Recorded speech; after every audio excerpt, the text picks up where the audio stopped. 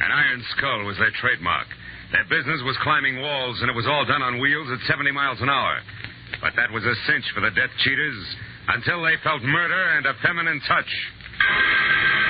From the pen of Raymond Chandler, outstanding author of crime fiction, comes his most famous character in The Adventures of Philip Marlowe.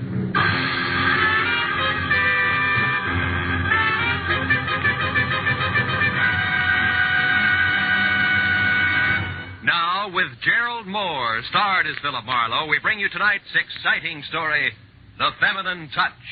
It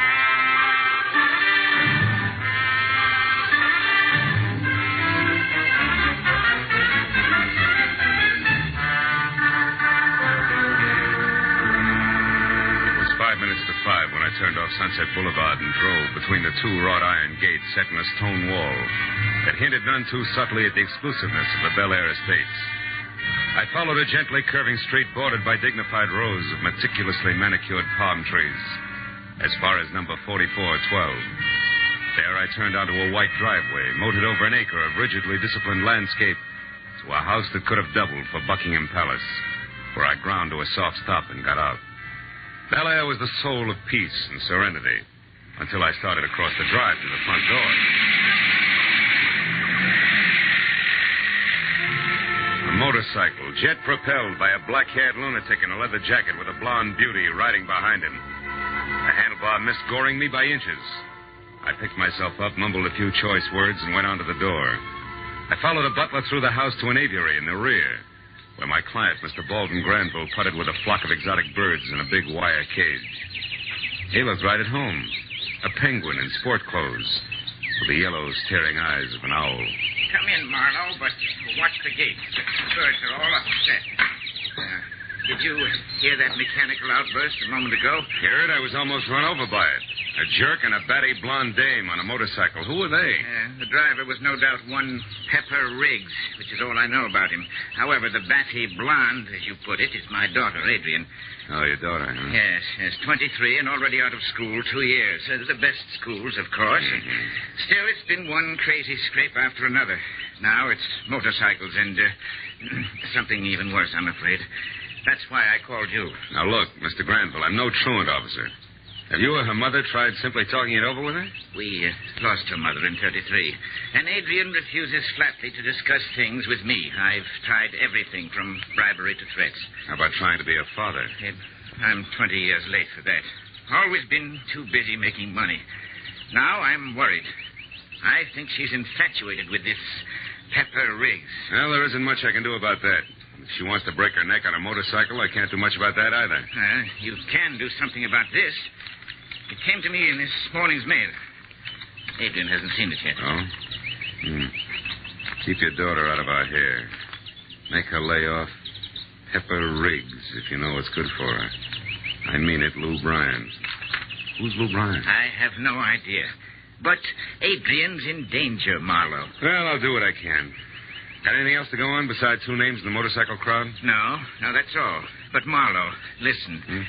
It may sound strange to you, but everything I've worked for all my life means nothing to me now. I have finally realized that Adrian is all that really matters. Don't let me down. Something close to grief glistened in the old man's yellow eyes. But he hardened up again while we settled the matter of my fee, $100. Then he hurried me on my way. I figured Pepper Riggs was a wild man, so my first step was a check-off of the L.A. dirt track circuit, a wild man's game, if ever there was one. The fourth stop I made paid off.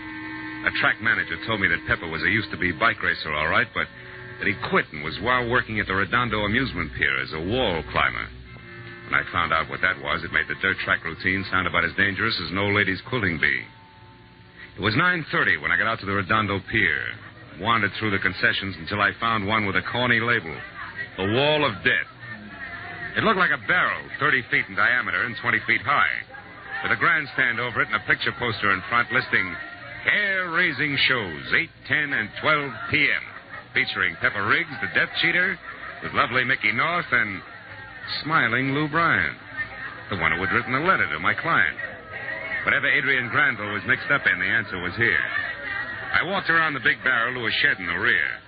A light was on, so I went to work. Hiya. Looking for somebody? Yeah, you're Pepper Riggs, aren't you? My name's Marlowe of High Spot Magazine.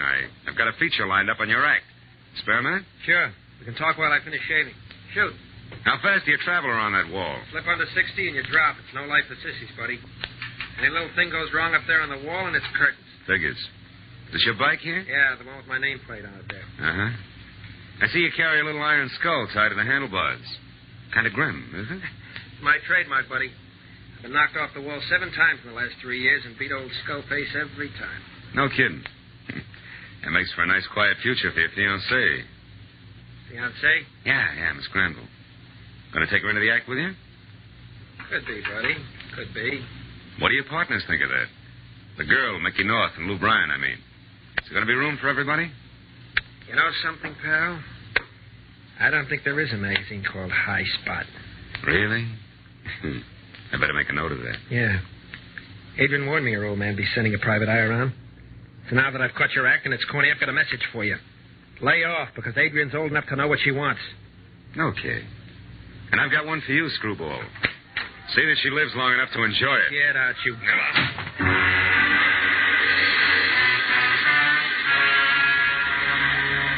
When he shoved me out the door, my first impulse was to shove back in again. But then I heard the spiel for the 10 o'clock show starting out in front, so I decided Pepper Riggs would keep. I walked around the drome to where a red-faced barker lashed the crowd with every known simile for danger as he whipped up excitement for the act. I stepped up close to listen. 75 miles per hour. An absolutely vertical wall. Just Hadley's wall of death. Don't visit, folks. Show starts in 15 minutes. Come in and watch them take. Hey, Sam, take over for me, quick. Robert. You want Phil. When the red-faced barker stopped, his eyes had been fixed on a little man in grimy overalls hurrying across the midway. He jumped down from the platform and ran after the little guy, so I pushed back through the crowd and followed him. The red face caught up with the grimy overalls at a hot dog stand, grabbed him by one shoulder and spun him around. Hey, what are you Hey, doing Moon, I want to talk to you. Are you a motorcycle mechanic or a primadonna? Where you been? I slept in, I guess, Mr. Hadley. Yeah. You must have been real tired after last night. Last night? Why, what do you mean? Don't stall with me, Moon. I saw you coming out of the bike shed at 2:30 in the morning. What were you doing in there at that hour? Going over the bikes. I'm sick and tired of taking the blame for Lou Bryan. He's holding back. He says it's because his bike ain't right, but that's not true. He's turned yellow, that's what, and I'll prove it, too. Shut up. Keep that kind of talk to yourself. Oh, but it's true. Pepper told him the same thing. Lou Bryan's lost his nerve, and he's holding back. Those bikes are identical. Same make and same model. They're both in tip-top shape. And I'm through taking the blame for a guy that's turned yellow. What do you have, man? Want something, Jess? Yeah, a couple of coffees, Bud. You, mister? Yeah, a hot dog, nothing on it. Yes, sir, right up. Now, listen, Moon. You're a good mechanic. I don't want to fire you, but there's trouble cooking around my show, and I don't like it. Here you are. Oh, thanks. Oh, sure there's going to be trouble. You're blaming me, but you ought to blame that dizzy blonde that Pepper's mixed up with. That Adrian Granville. She's the Hey, you, Big Ears. Huh? This is private conversation. What are you tuning in for? Pass the mustard, little man, and keep your greasy thumb out of it. You got secrets, you ought to know better than to broadcast them. Yeah. Thanks for the advice. Yeah, go soak your head in it. Skip the coffee, Bert. Your place is crawling. So long, Big Ears.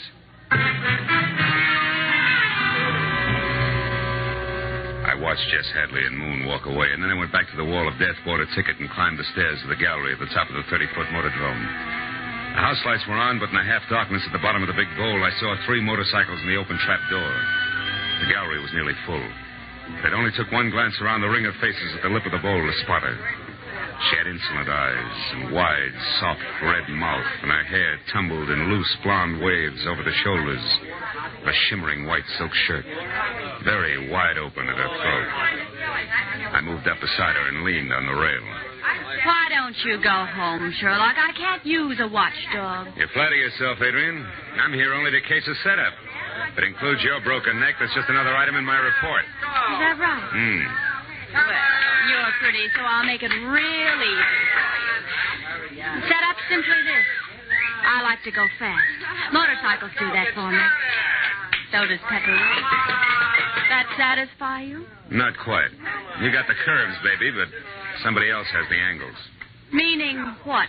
Well, these professionals might resent an amateur moving in. What makes you think I'm an amateur, Mr. Marlowe? I'll compete with dear little Mickey North on any basis, curves or angles. I got Pepper, didn't I? Now I'll have her spot in the show, if I want it. How does all this set with Lou Bryan? Lou's excess baggage, but strictly. Pepper's been carrying the whole show for a week. Oh, there go the horsemen. So it's been nice, Sherlock, but that makes it time to run along, doesn't it? No, I think I'll stick around, honey, whether you like it or not. Suit yourself. But don't stick too close. You might get run over. When a floodlight over the center of the drome flashed on and filled the deep bowl with a dead white glare, the performers climbed through the trapdoor in the bottom, closed it behind them, and mounted their bikes. With the first roar of the motors, Adrian gripped the railing and stared down, her eyes glistening with fascination. And now, Jeff Cassie presents the Just Cheaters in a hair-raising exhibition of riding skills, performed at 70 miles an hour on a vertical wall, starring Pepper Riggs with lovely Mickey North and smiling Lou Bryan. It was Lou Bryan who led off, starting slowly at first, around and around the sloping base of the bowl.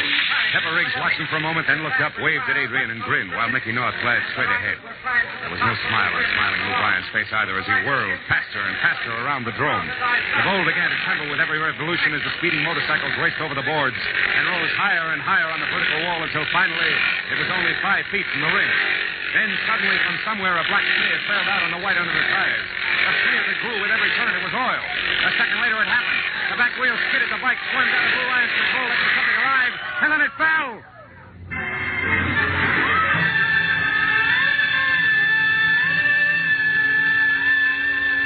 Move along, folks. Come on, break it up. Lou Bryan was dead long before they got him through the trapdoor and into the ambulance, and watching him fall had put a freeze on my mind that took 20 minutes thawing out.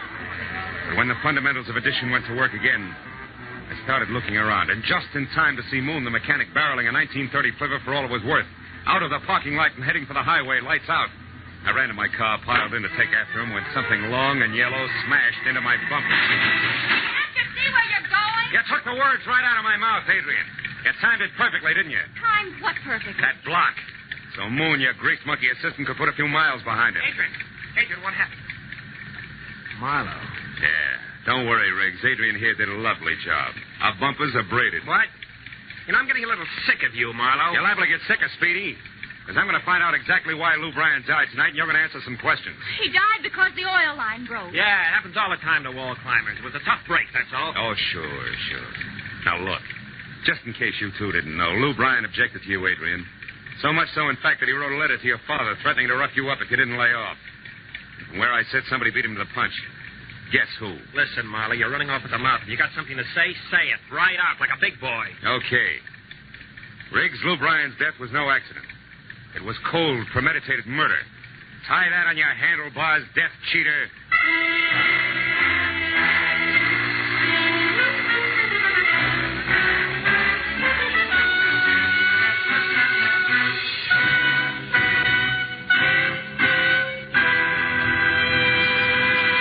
In just a moment, the second act of Philip Marlowe. But first, the greatest jackpot in the history of radio, $54,000 in prizes and cash, awaits the CBS listener who can solve the mystery of the Phantom Voice on our Saturday night Sing It Again show.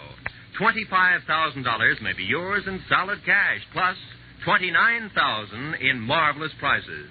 There's also a host of splendid smaller prizes waiting for you listeners who can crack the riddle songs. So be around.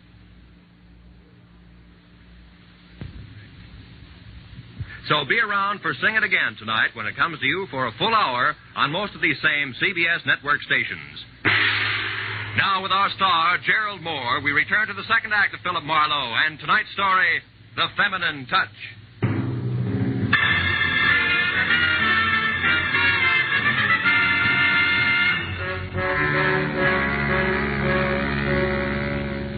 I turned without another word and walked away slowly until I was out of sight. And I ran for the drome on the off chance that I could find Mickey North and a lead on Moon. I found her alone and on a bench in an almost dark, out-of-the-way corner of an amusement theater. Half watching a couple of hungry seagulls who didn't know when it was time to go to bed circle overhead. I introduced myself and got around to what was fast becoming my only point. The hunch that Lou Bryan's crack-up was no accident. I can't believe that, Marlowe. Why not, Mickey? It adds. Lou Bryan figured Adrian was breaking up a great act. Figured she'd driven a wedge between him and Pepper. And, Pepper and you. Yeah, but That's not reason enough for Adrian or Pepper to kill Lou, Marlowe. Well, by its lonesome, no. But there was more, Mickey. Lou Bryan didn't intend to take all this lying down. For one thing, he sent a threatening letter to Adrian's father to keep her away. Then, Marlowe, you're saying that Adrian... And Pepper Riggs scheduled an accident for Lou Bryan. And then, Mickey, there's Moon. You know, he shoved off without so much as "I'll be back in a minute" right after Lou cracked up. Tell me, Mickey, do you have any idea where Moon could have been heading? He was pointing away from L.A. No, I don't. Except, of course, his own place. He has a little shack on Ocean Avenue, number 41, over in the oil field. But look, Marlowe, maybe Moon's responsible for everything. He and Lou didn't get along, you know. Yes, I've heard. Also, Mickey, I've heard that Moon was around the bikes unusually late last night. What? Moon around... Marlowe, it must have been Moon then alone. Sure, what's the matter with me? Pepper wouldn't do a thing like that. He's too good, too decent and nice. Still love him, don't you, Mickey? No, I don't. He means nothing, Marlowe. All right, honey. Let's call it a tie for the moment. It's Moon alone or the triumvirate Moon, Riggs, and Adrian Granville, right? Yeah, I guess so. Mm-hmm. Nobody else had any reason to kill Lou, if you're sure that's what happened. Are you, Marlowe? Dead sure? Just about. Ask me again, honey, after I've checked the fireside at number 41 Ocean Avenue. By then, I may know more.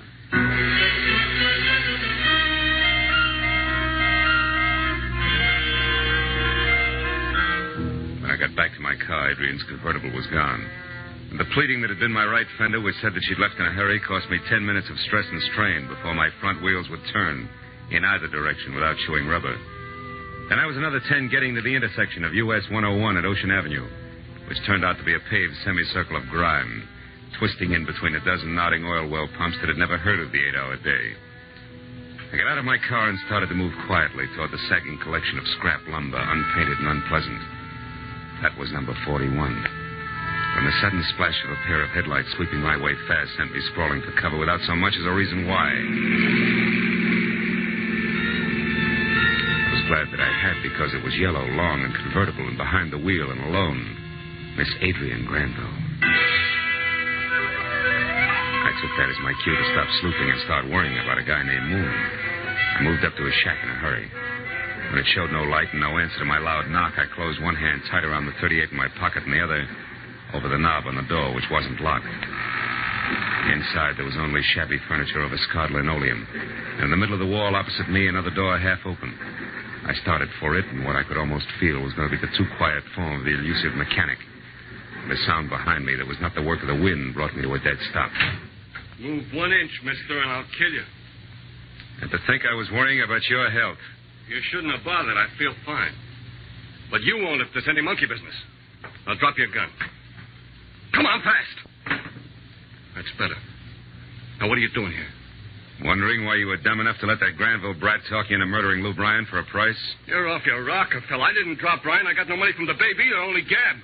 Gab that kept me from packing and getting out of here. That's a lie. I've got a photostat of a check for $10,000 that's made out to you and signed by Adrian Granville. Turn on a light, Buster. Look for yourself. Check for 10 grand? Yeah. I don't figure how my name could get out. Hey, this ain't no check. Oh, my mistake. Here. It is. And more. Okay. Come on, get up. Again, I'll tell you the truth, honest. We'll see. First verse. If you didn't kill Bryan, why are you running? Because Lou and I didn't get along, and just Hadley knows that I was around the bikes last night. So what? Well, so sometimes people start putting things together too fast. It gets other people in trouble. I know it's happened to me before 5 years once on a lousy frame. How unfortunate. Yeah, but... What about Adrian Granville? What's she want with you, Moon? I don't know, unless she belongs to the lady's handkerchief I found near the bikes last night. Did you say it was hers? We didn't get that far. She ran off when we heard your car turn off from the highway. That's how come I got the drop on you. That figures. But what doesn't figure, Moon, is why you're still holding back. Well, so maybe we ought to bounce the mechanic around some more, huh? What do you say? Please. Come on, do we keep this up? You're going to talk? Talk! No, please. All right. Quit, will you let me alone? I'll tell you everything. Lou was always beefing at me. Whenever Pepper called him yellow for not riding right, he took it out on me. Said I didn't keep his bike in shape. So I decided to do... So what? What's the matter? Outside. There, Marlowe. A gun. No!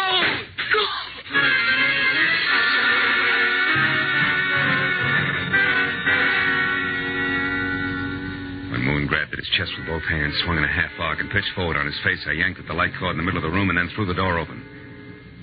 The only noise I heard was the starting roar of a motorcycle about 50 feet away. I forgot about being careful and ran out into the street and toward what was fast becoming an increasingly smaller silhouette of I couldn't say who. When I returned to the shack and found Moon dead, I ran for my car, piled in, and kept a heavy foot on the gas until I was back at the amusement pier where I figured I might find a team of Granville and Riggs standing around like nothing had happened. When I got there, I found just that. Out on the pier was Miss Moneybags herself, walking slowly away from Pepper and Mickey and toward the hot dog stand. When I was next to her and about ready to grab on and start yelling copper, I saw something else. Something that didn't sink in right away. It was a tiny iron skull on an iron chain, swinging from the gold charm bracelet she wore on her right wrist. If you're taking inventory, Marlowe, make it fast, will you? The next show starts in a couple of minutes, and I'm going on in Lou's place. And I don't have... trinket there on your wrist, Adrian. It's a miniature of the one Pepper has on the handlebars of his bike, right? Right. It's his trademark. What about it? Does that hang all of it? No, it just hangs one of us, if I'm right. Goodbye.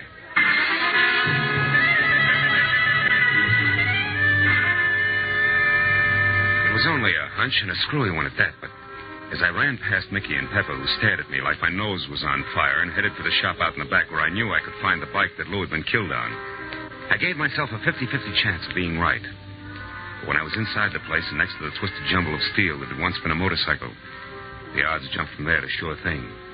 Because when I passed my fingers over the chrome handlebars, I found that they were not smooth all the way. In the next second, I knew more. I was not alone. I jumped from the bike, reached for my gun, and wheeled around the wrong way.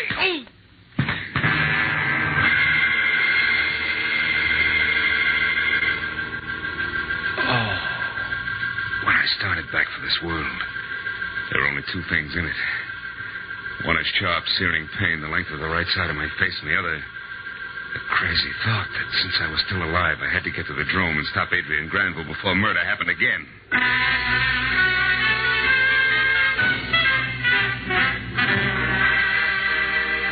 And around to the front where I saw that the rider's trapdoor entrance was already closed and that the act was about to begin. And as I heard the motors roar and a voice announced that Adrian and Mickey were going to ride together, I spotted Jess Hadley at the top of the stairs that led onto the spectator's balcony. I took the dozen steps up to him two at a time, and as the house lights faded and the floods over the riders came up, I grabbed him and shouted that we had to stop the act while the bikes were still only getting underway, or death would get star billing again. What are you talking about, Marlowe? Murder, Hadley. How do we stop those bikes? I don't know, Marlowe. They can't hear a thing down there. Well, it'll have to be something they can see. Get to the house lights, Hadley, and turn them out. We're going to shoot out the overhead flood. No, Marlowe. You pile the girls up. Get going, Hadley. I'm going to shoot. No, Marlowe. Stop!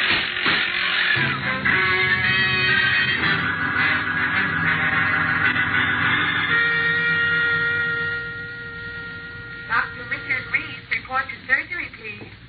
Dr. Richard Reese, report to surgery. Well, Marlowe, before she blacked out, the police say Mickey admitted wanting to get Pepper because she was crazy jealous of Adrian. But they haven't got it straight yet about Moon's death and exactly why Lou was killed by mistake. How'd that go? Well, it went two ways, Hadley. One, Mickey fixed Pepper's bike so that the oil line would give. Do you get it? Mm-hmm. Then Moon, convinced that Lou had gone yellow, switched the bikes to prove that Lou's constant complaint about the bikes was simply an alibi. Mm-hmm. But here's the joker. He switched right into a double play. Lou Bryan got killed instead of Pepper. But then, after the crack-up, Moon knew that it should have happened to Pepper. Oh, yeah, sure. But for a lot of reasons, he didn't want to stick around and talk it over. When he was about to tell me the truth, Mickey shot him. Because if you knew the bikes were switched, you'd look for someone with reason to kill Pepper, not Lou. Correct. And once I did know that, there was only Lou and Mickey. See, I picked Mickey because, for one thing, her motive was stronger. And for another, Moon found a lady's handkerchief near the bikes. So... Marlowe, you come out here, please. All right, Mr. Granville. See you, Hadley. Yeah, Marlowe. Catch the act some night when we play it straight. Still a good show. Well, I'm a lucky man, Marlowe. The doctor says Adrian's going to be fine in a few days. She wants to see you now, but it can only be for a moment, you know. Frankly, Mr. Granville, a moment's about all I can take. I don't exactly like your daughter. Now, Marlowe, none of that, please. The poor child's not well. Besides, she wants to apologize to you and give you my check for $100. Now, go on, boy. Go on. She's calling for you. Okay. Hello. Marlowe, I want to ask you a question. And, of course, apologize. I'm sorry. What's the question? The iron skull on my bracelet. What did it mean to you? Oh. Well, it was a reminder that Pepper had one dangling from the handlebars of his bike. And that if Moon had switched bikes, which was a wild thought at the time, that which was called Lou's bike would have a worn spot on the chrome handlebars where the iron chain had rubbed. And it did. Now my turn. You told Pepper, and in particular Mickey, that I was all excited about something, didn't you? Yes. Why do you ask, Bill? Because I was wondering how Mickey knew where I was so that she could come down and play Crown the private detective. Oh, Phil, she could have killed you. Yes. But then when she didn't, I could figure that she'd given up and only wanted time. To crash her motorcycle into mine when we were high on the wall. Is that it? Yeah, that's it, all the way around. Now, if you please, my check and goodbye. Check? Yeah. Oh, yes. Here it is. For all that you've done for me. Hey, cut it out. You're supposed to be sick, Adrian. Get back in bed. Oh, Marlowe, I'm not any sicker than you are. That's just to keep Daddy from blowing his top. Now, come here, silly. I'm all right. You sure? I'm positive. Good. Phil. That's all I wanted to know. Now, across my knee. Your daddy should have gotten around to this a long time ago.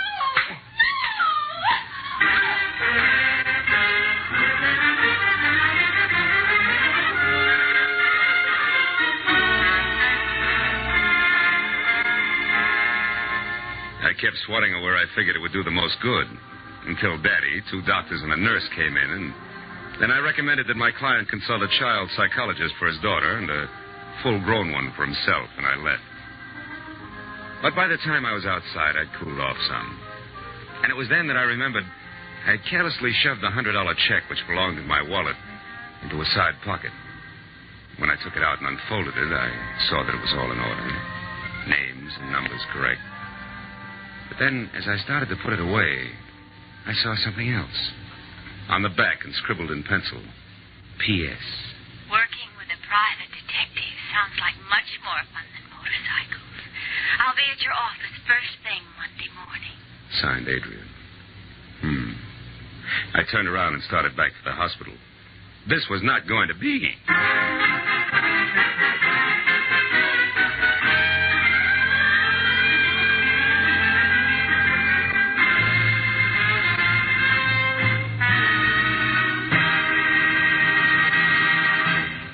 The Adventures of Philip Marlowe, created by Raymond Chandler, star Gerald Moore, and are produced and directed by Norman McDonald. Script is by Mel Donnelly, Robert Mitchell, and Gene Levitt. Featured in the cast were Barbara Eiler, Ted Von Eltz, David Ellis, Virginia Gregg, Wilms Herbert, Paul Dubov, and Peter Prouse. The special music is by Richard Orunt. Be sure and be with us again next week when Philip Marlowe says... It was only a gambler's marker. A promise to pay worth $1,000. And I was hired to find it. Yeah, that sounded easy. Until I realized that it meant the whole future to 2 men.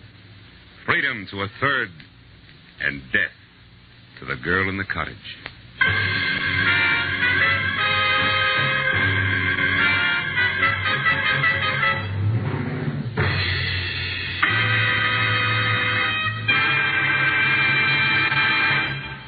Sunday will be Mother's Day, and the boy with the neighbor's prize rose in his lapel and a box of cigars under his arm will be Mrs. Benny's little boy, Jack, ready for his idea of a proper Mother's Day celebration.